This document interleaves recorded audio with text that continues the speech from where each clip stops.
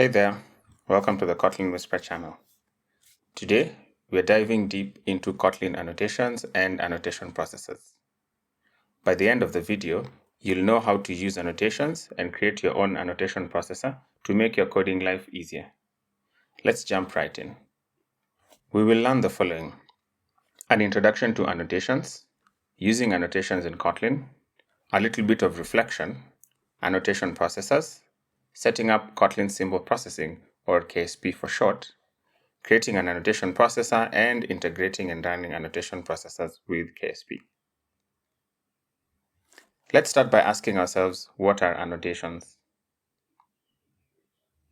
In Kotlin, annotations let you add metadata to your code. This metadata can be super useful for tasks like code generation, validation, and more. A good example is for those who use HILT for dependency injection. There's usually a lot of annotations that you provide to your classes. That is for code generation. Let us look at a simple example as to how we can set up an annotation class.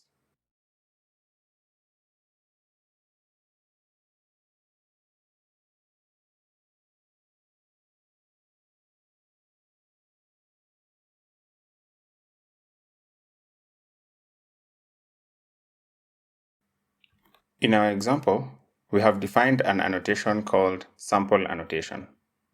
You can slap this onto classes and functions, and it sticks around at runtime. The target annotation takes in parameters that allows us to define which elements or entities are able to be tagged with our annotation.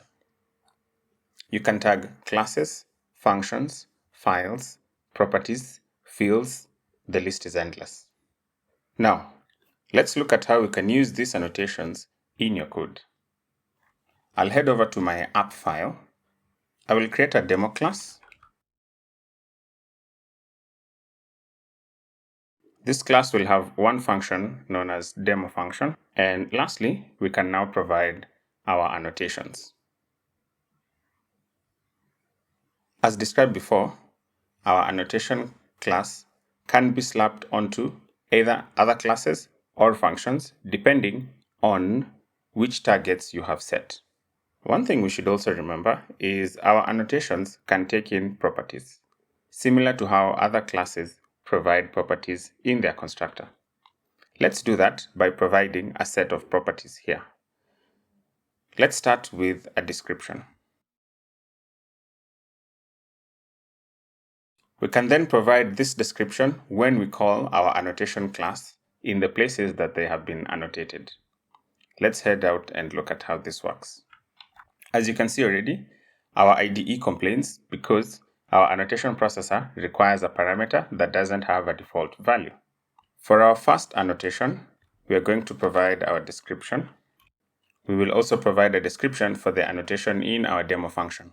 We can also provide some given functionality inside our demo function just so that we can see all this outputted when we run our code.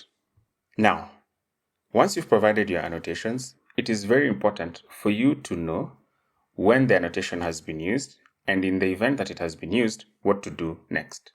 Let's talk about accessing these annotations at runtime. The quickest and best way to do this is by using Kotlin's Reflection API. For that, let's get started by adding reflection to our Gradle project. We will add the Kotlin Reflect dependency. Let's make sure we synchronize our build before we get back to writing our code. Great. We have added reflection to our project.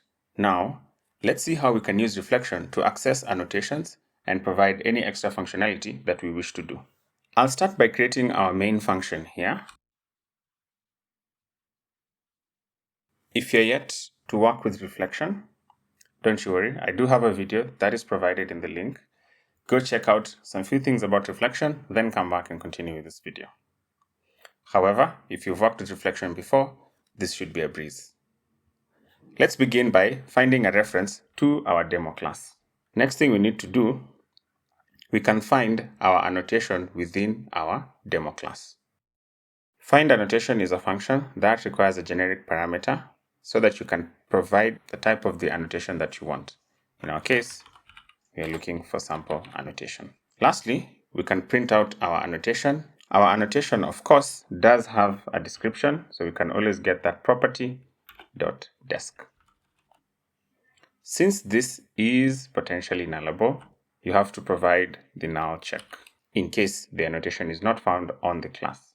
To find annotations that have been placed onto our functions, we will need a reference to the function itself. We can find our demo function at runtime through our demo class reference. We do this by calling the members property, which returns a list of different members, after which you can find using Kotlin's find collection property. The idea is to find a member with the name demo function. After that, the processes remain the same as to that in the class. Therefore, let's find the function annotation.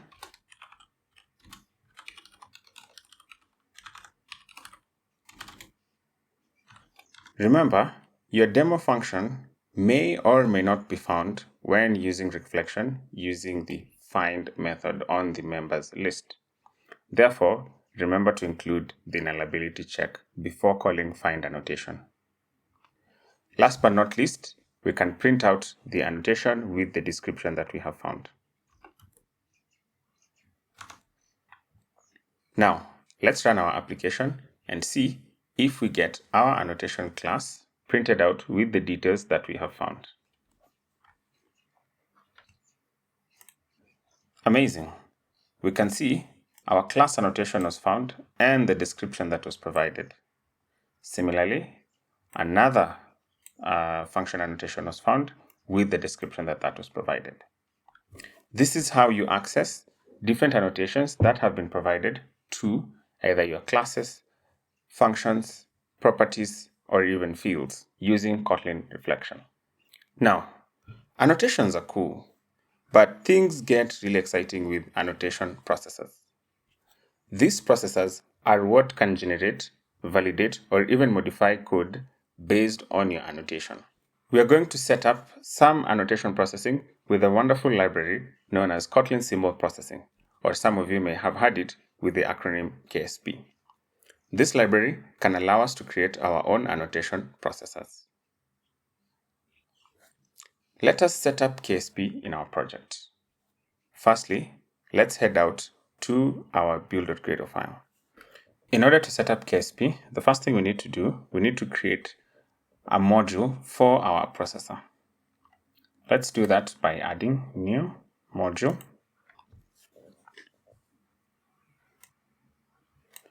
Ensure you've selected Kotlin module if you're using IntelliJ. Alternatively, you could always add the module manually yourself. In here, we will just call this sample processor. After that, all the rest you can leave as default. Make sure the build system is Gradle, DSL Kotlin. Yeah, that's fine.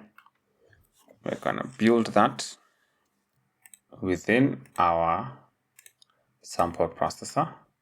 We will add a new Kotlin class.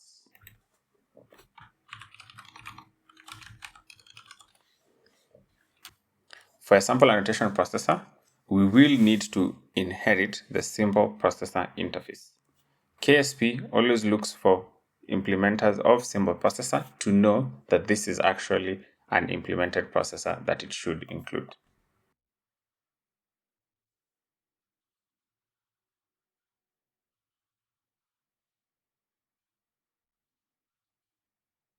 The symbol processor has one method that is required to be implemented. Let us override it.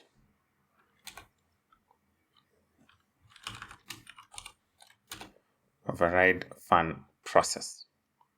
This function takes in a resolver as a parameter and returns back a list of annotated KSP entities. Since we don't really need to use this list, I will just start by returning an empty list. And then all my processing work can go here. What I would like to do is simply log all the items that we found with our sample annotation. To start with, let's use our resolver. And our resolver, we want to get symbols with our specific annotation. Our annotation is called sample annotation.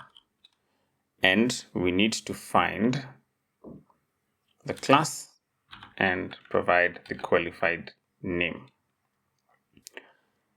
This function requires an actual string, but the qualified name is actually nullable. Therefore, we will add the non-null assertion. Since you're going to get through a list of all the symbols with the annotation, a symbol is simply anything that can be annotated, be it a class, a function, a property, a field, etc. We can go through each of the items that we find. We can reference the symbol as the name of the parameter. Let's find our annotation. We do that by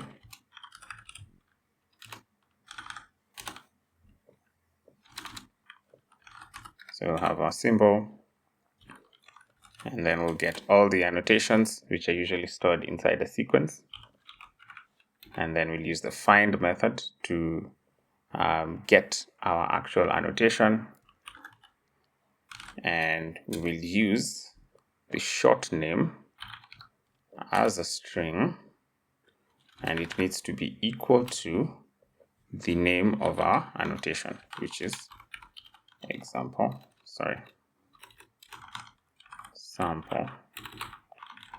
annotation. So we are trying to find our annotation based on all the symbols that are being processed.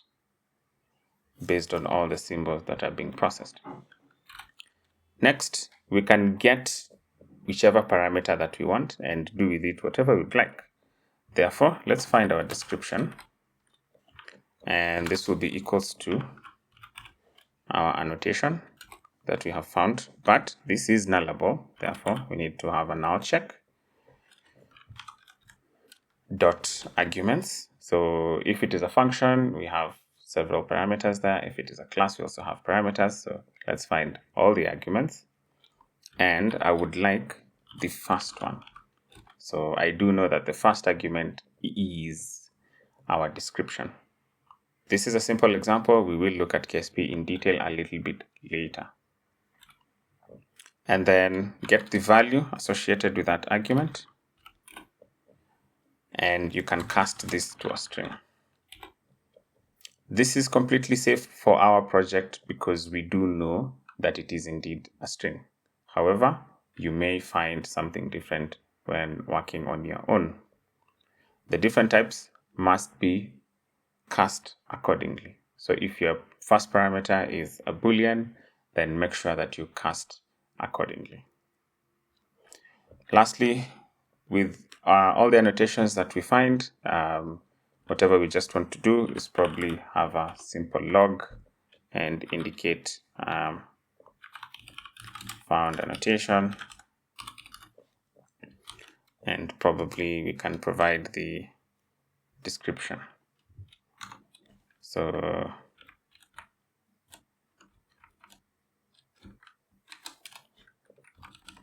find the annotation and the description. Lastly, we need to give a processor provider.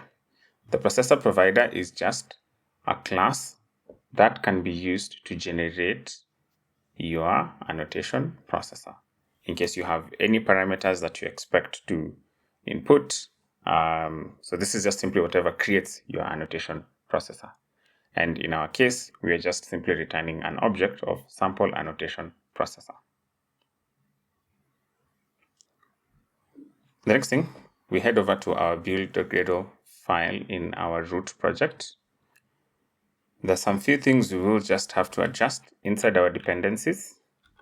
We will add an implementation of our project.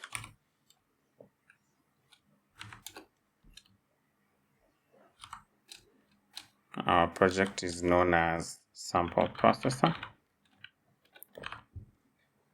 The last thing in our dependencies is we need to provide the symbols as a KSP project. Therefore, we'll provide KSP.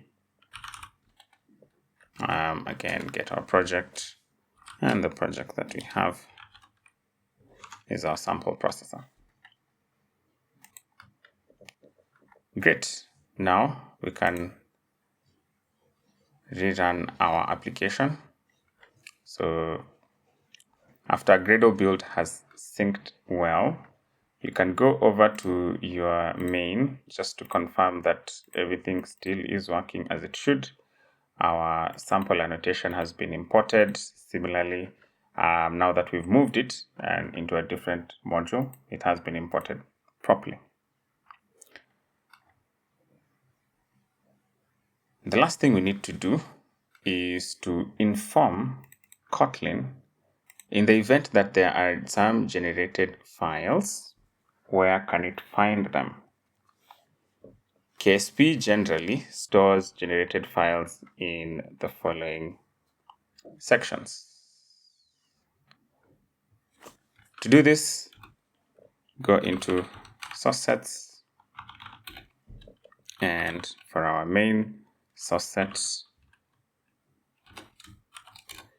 we want to also reference the following Kotlin source directory.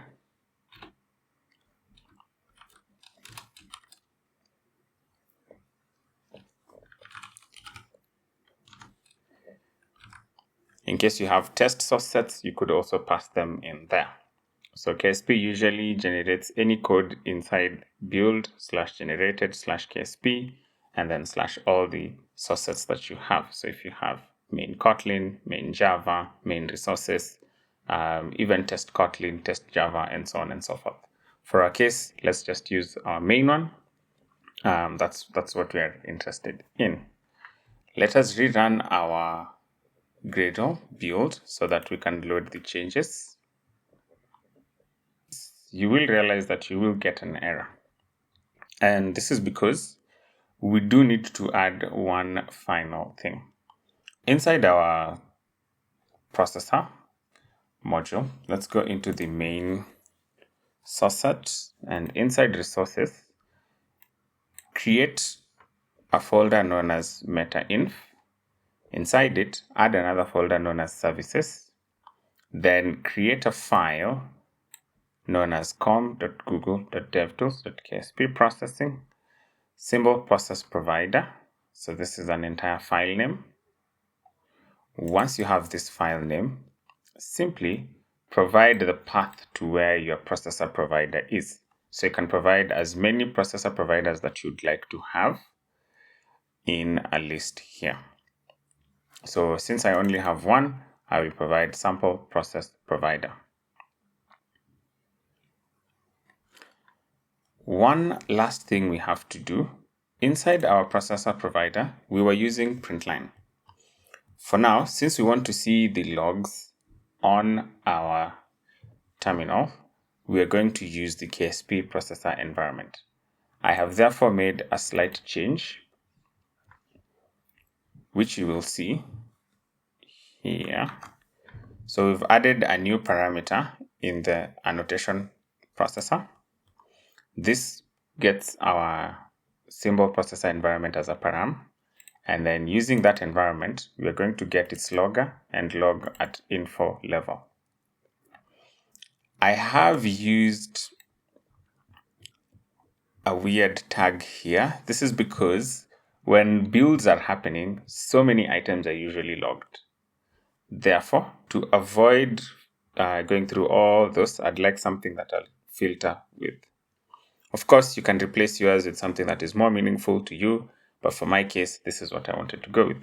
XCVABC doesn't really represent anything. However, it's just for my filtration purposes. Now, if you run your app, everything should run as it was working before.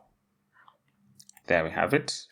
For us to see our logs, we will open our terminal. We will run Gradle build.